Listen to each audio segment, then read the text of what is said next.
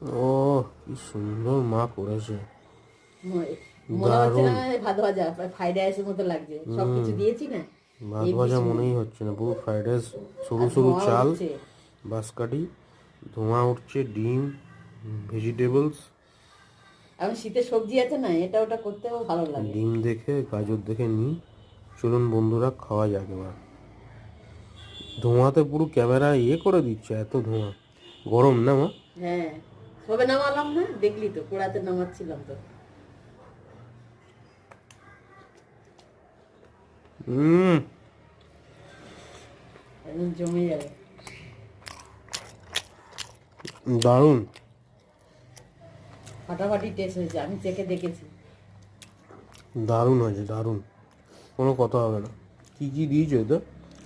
এতে বেশি কিছু দিইনি। তো একটা ডিম আগে অমলেট করে